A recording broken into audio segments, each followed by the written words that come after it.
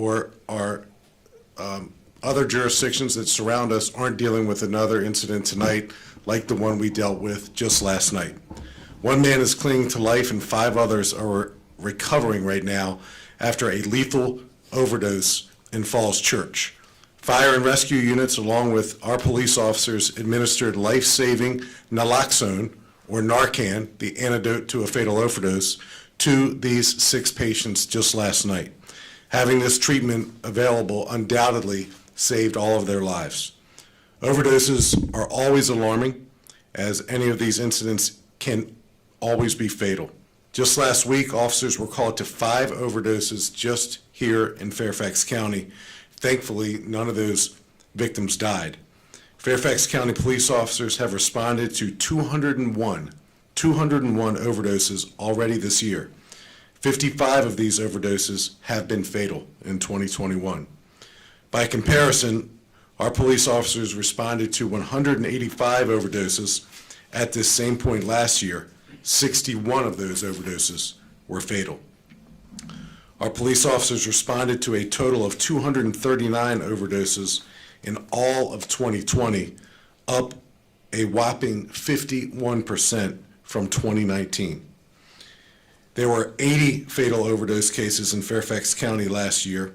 An examination of the medical reports from these fatalities revealed that 45 of these reports listed fentanyl as a contributor. And again, we believe the overdoses last night included cocaine laced with fentanyl. Fatal doses of cocaine and heroin are often laced with fentanyl and carfentanil, which are dangerous synthetic opioids that can be lethal with even the smallest dose. It's also concerning that 75% of those who died last year from a fatal overdose previously survived a non-fatal overdose. Many of those survivors have been administered Narcan by fire and rescue personnel and by police officers time after time after time. This is a homegrown problem, as 80% of the fatal and non-fatal overdoses from last year were Fairfax County residents. The youngest overdose was for a 14-year-old child. The oldest overdose victim was 63. These investigations are extremely difficult and require a detective from our overdose investigation unit that is full-time here in Fairfax County to spend an average of 90 hours on each case. More than 150 search warrants were executed last year related to opioid investigations. 9 suspects were charged with drug offenses related to these investigations. Education continues to be our best combatant in this fight to save lives. Our police officers regularly speak with students, nurses, parent-teacher associations, community advisory committees, and others about the dangers of these drugs. Fairfax County offers free Narcan training, and I want to say that again. Fairfax County offers free Narcan training, and I'm quite certain the surrounding jurisdictions offer the same. Take advantage of this training. If you have a loved one, a family member, or even a neighbor who you believe suffers from drug addictions. Revive courses are offered virtually, and everyday rescuers are taught how to reverse opioid overdoses using naloxone. Again, naloxone is the antidote to a fatal overdose.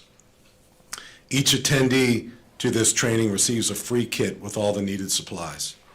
Signs of an overdose include loss of consciousness, pinpoint pupils, low or shallow breathing, nausea or vomiting, and fingernails turning blue or black. If you spot these signs, call 911 immediately.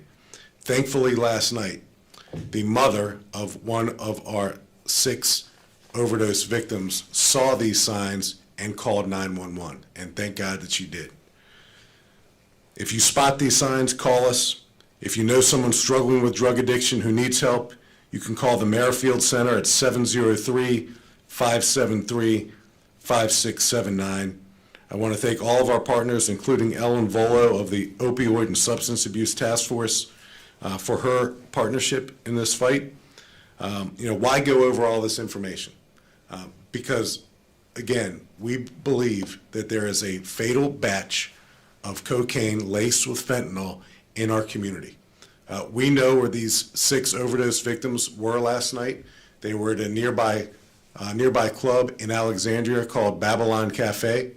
We know they came from Babylon Cafe back to their apartment dwelling, and that's where we believe, at the apartment dwelling, they ingested the cocaine laced with fentanyl and then overdosed. And again, thankfully, a mother of one of our overdose victims was there in the apartment, saw the signs of overdoses, saw unconscious people inside her apartment, saw 6 unconscious people inside her apartment, and called 911. And again, thank God that she did. So I'm going to bring up Lieutenant Patrick Bruce of our Organized Crime and Intelligence Division, Organized Crime and Narcotic Division, and he's going to go over some details about what exactly happened last night. It's all preliminary. This is what we know now. We didn't want to wait another day because we believe, again, there's a fatal, deadly batch of cocaine laced with fentanyl in the DMV right now, and we want everyone to know about it. So, LT.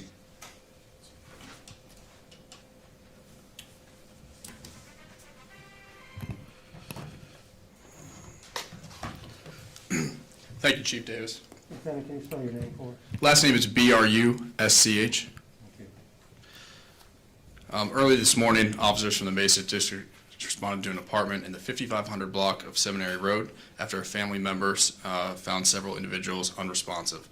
When officers arrived, they discovered one woman unconscious on the sidewalk and immediately rendered aid. Officers and fire and rescue personnel administered Narcan to all 6 individuals. We had an additional 4 individuals, males, found inside the apartment, and 1 female found inside that apartment. All 6 adults, ranging from 23 to 35 years of age, were taken to the hospital for further treatment. 4 of those individuals remain hospitalized at this time. Detectives from the Organized Crime and Narcotics Division immediately responded and have assumed the investigation. Preliminarily, detectives determined that the victims were at an establishment, as Chief Davis previously mentioned, earlier in the evening, and returned to the apartment where they ingested an unknown narcotic. Detectives have discovered a white powdery substance at the scene, and that narcotic recovered on the scene has been sent to the Virginia Department of Forensic Science for further analysis. As Chief Davis mentioned, this is a significant event for any community, but particularly here in Fairfax County, and we want to make sure that the community was aware of this incident. We also want to reassure you that our detectives and officers are working diligently to reduce the number of deaths caused by narcotics here inside Fairfax County and outside. If you have any information about this case or other narcotic activity, please contact us. And for those of you who need help, resources are available, as the Chief has mentioned. Contact our Community Service Board for resources and education. Any questions? Chief Davis, do you know why there has been an increase in overdoses this year compared to last year? Do you think the pandemic has anything to do with it, people resorting more to drugs and alcohol, et cetera? Well, Sierra, the big increase was 2020 versus 2019. We're seeing an increase in 2021 versus 2020 with non-fatal heroin overdoses and a slight, and I mean slight, decrease in fatal overdoses when you look at 21 versus 20. But the big jump was 20 versus 19, and you said it, the pandemic. To what extent is the pandemic contributing to violence, chaos, drug overdoses, et cetera? I think that's going to be probably studied for many years to come right now. But what we know is that these young adults were at a nearby establishment last night. We don't know where they acquired this deadly or potentially deadly batch of what we suspect is cocaine laced with fentanyl. We don't know if it happened at that establishment, but we feel it's necessary for us to describe to our community where they were, because if in fact they did acquire these drugs at that establishment, there were other people obviously there. We don't know who they are, but we want them to hopefully hear this message, and if they were there last night and if they somehow acquired the same narcotics, we want them to stop, turn it in, flush it down the toilet, come to any Fairfax County Police Department district station and anonymously turn those drugs in. Don't use it. We saw what happened last night to 6 young people. 1 is clinging to life, and 5 are lucky to be alive. Is that establishment still being investigated or being investigated? Well, we're investigating the overdose, but we feel it's necessary to describe that immediately before this overdose took place, these young adults came from that establishment. So we're not, quote unquote, investigating the establishment. We're simply communicating to folks that in a short amount of time, our overdose victims came from a place where other people were present. So those other people are the folks we want to reach. If you were there and you know anything about what transpired last night, or if in fact you got your hands on narcotics, number one, we want people to be safe. We don't want anyone else to overdose from this batch. Yes, sir. You said it was heroin mixed up with a trace of fentanyl. So, Cocaine. excuse me. Yeah, we suspect. So we preliminarily believed it's cocaine laced with fentanyl. Laced with fentanyl. We'll confirm that with certainty when we get the lab test back. Typically, it's cocaine laced with fentanyl or heroin laced with fentanyl. This is cocaine in this We case. believe preliminarily it's cocaine laced with fentanyl. Could, sorry to be ignorant about this, but could you or someone tell me why the drug is laced with fentanyl, why these drugs, is it to Yeah, make them more powerful, or? So I can tell you over the last several years and a couple other nearby jurisdictions, we were puzzled when fentanyl first was introduced to the heroin market and the cocaine market. And why? Because fentanyl is used from time to time as a tranquilizer for elephants. So, why would anyone intentionally ingest fentanyl and mix it with either heroin or cocaine? And the sad fact is that drug addiction is a very powerful thing. And we know folks who suffer from drug addictions are always seeking that next high, that greater experience that brings them closer and closer and closer to the brink. And, this is a public health matter as much as it is a public safety matter. We believe in treatment. We believe in rehabilitation. We believe in education. This isn't necessarily an enforcement message that you're hearing from me or the lieutenant. This is a public safety message. And again, that public safety message is if you are in possession of cocaine right now, there's a chance that that cocaine may be mixed with a deadly blend of cocaine and fentanyl, and you can lose your life. And we don't want anyone to die. Is there a way, Yeah. Chief, to tell if the cocaine is laced with fentanyl, and if you have the powder, is there a way for a consumer to look at it and tell? Pat, not with the naked eye. It has to be tested. So just looking at it and giving it the eyeball test, Pat, no, you can't. I remember, on one of the occasions where I was beginning to learn more and more about fentanyl, it's almost invisible to the naked eye to see a deadly amount of it on the tip of your finger. That's how small of a batch it takes to take someone's life. So it's a mixture, and again, it's typically in the DMV and beyond, mixed with heroin or cocaine. And were these victims, were they snorting this cocaine? I don't know. That's all going to be part of the investigation. We again, between Fairfax County Fire and Rescue and Fairfax County Police Department, both firefighters and police officers were all administering Narcan, and it's a nasal spray. There's other ways of administering it, but imagine a scene where police officers and firefighters are tending to literally 6 overdose victims at once. One of the 6 was outside, Pat, on the front sidewalk. The other 5 were inside the apartment, scattered and unconscious. So it was quite a chaotic scene that the Fairfax County Fire and Rescue personnel and our police personnel did a great job. They exhibited grace under pressure, and they resorted to their training.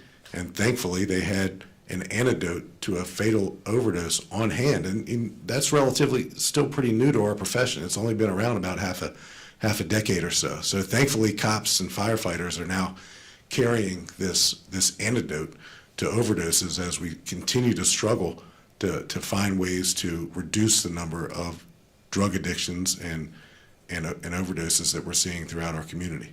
And you all know that this crosses socioeconomic and racial lines.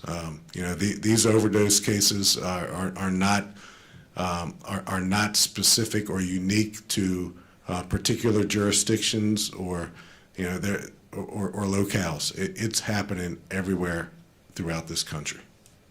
I was gonna ask, you kind of touched on it with Pat, are the people cooperating with you all, people that were involved? I don't know if we call them victims or users or participants or people laid on the floor, but are they cooperating? And also, can you give a rough time of when you all got there, just as we like to say in the stories, what time? Sure. I'll have the lieutenant give the specifics on that, but the investigation is active and it's ongoing, and and I'll call them overdose victims. They're victims of a near fatal overdose, and we are communicating with them right now because we want to find out, where it came from.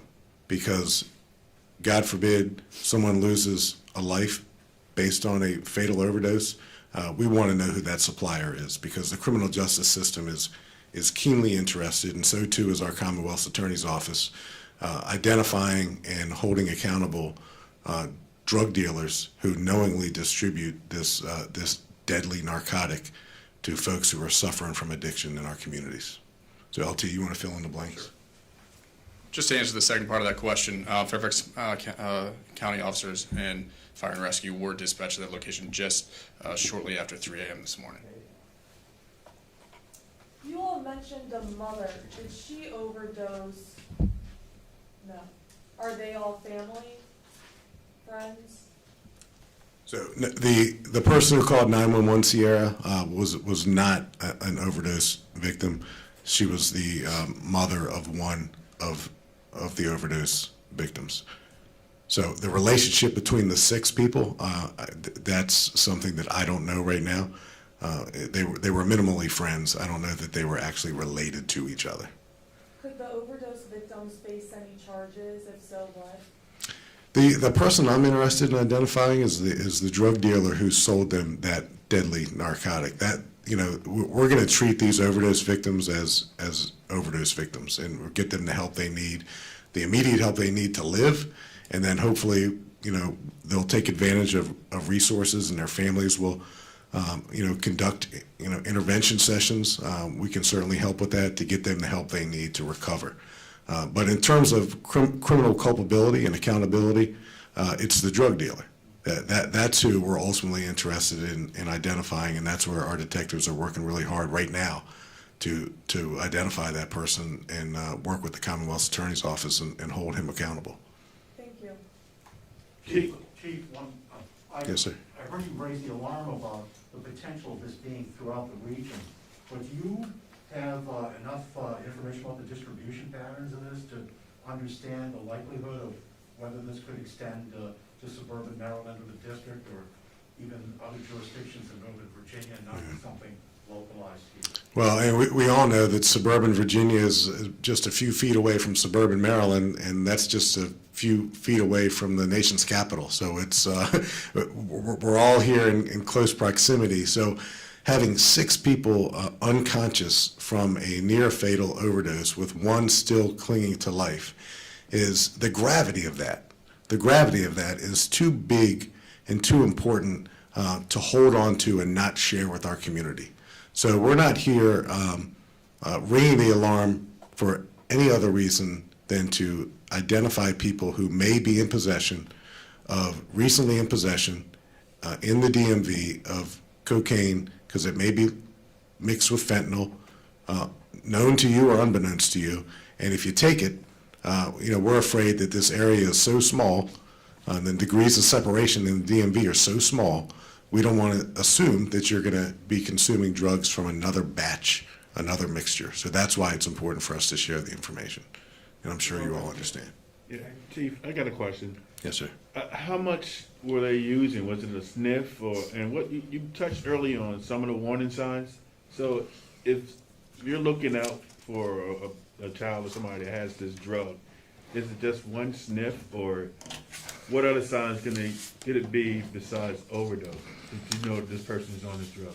Yeah, it can be a needle injection, it can be smoked, it can be sniffed. I'm not sure how it was ingested last night. That's all part of our investigation.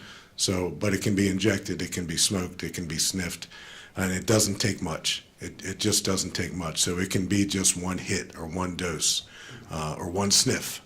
And again, just to go over the signs, obviously, someone who's unconscious, that's a big alarm bell right there, but pinpointed pupils, low or shallow breathing, nausea or vomiting, and then black or blue fingernails. And I think it's safe to say that a lot of moms and dads and brothers and sisters and neighbors and aunts and uncles and friends probably suspect when one of their loved ones or friends or relatives is suffering from a drug addiction. So it's not something we want people to take lightly if they see one of these signs in their loved one, their son, their daughter, their mom, their dad. And when they see it, and they don't have to see all those signs, but if they see any of those signs, it's a good possibility that an overdose is taking place, and we've got to get fire and rescue personnel, we've got to get cops to the scene, and we got to get that naloxone, that Narcan, to the scene to save lives. You mentioned an overdose investigative unit. Do you know how long that's been stood up and how big it is and all the stuff they do? It initially came about a couple years ago on a grant-funded basis. We've actually expanded that unit. We now have 4 detectives assigned to that unit, as well as 2 undercover detectives that are associated with that unit. And 90 hours per case? Yes, sir. As you can tell from the chief's comments today, these investigations are very comprehensive. Right. It requires not only the cooperation from the victim, but also pinpointing the source of where this substance might come from. Have they made some criminal cases? Yes, sir, they have. Are those the kind of cases that get big sentences as opposed to possession cases, even presumably be distribution cases? We confer the Commonwealth Attorney on the appropriate charges in those cases, and so a lot of times we defer to them regarding the sentences as well as what charges will be filed in those investigations. I just wondered if there have been any results that you could point to, as we have got some folks who've gotten 10 years or that kind of thing. You may not have. Right off the top of my head, no, sir. I'd be happy to get you that information following the press conference. Okay. But I'll say that all the police departments that I'm aware of and their prosecutors' offices are absolutely interested and determined to hold people accountable who are really responsible for the introduction of these fatal batches of drugs into the streets. So relatively new, half a dozen years or so, but it's something that everyone's challenged with doing better with. I don't think there are not a lot of departments that were able to have a unit that specialized in that.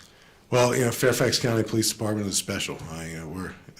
That's all I can say about that. But we see a trend, we see a pattern, we see something that deserves enforcement and education attention, and it's something that we're going to do 10 times out of 10. And there are other jurisdictions, I think, that are in the same boat. Okay. Thank you. Thank you very much. Thank you.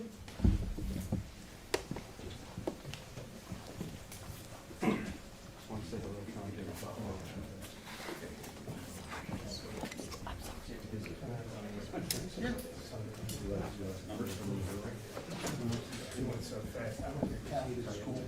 So did he, the math. I know, he was at the bathroom.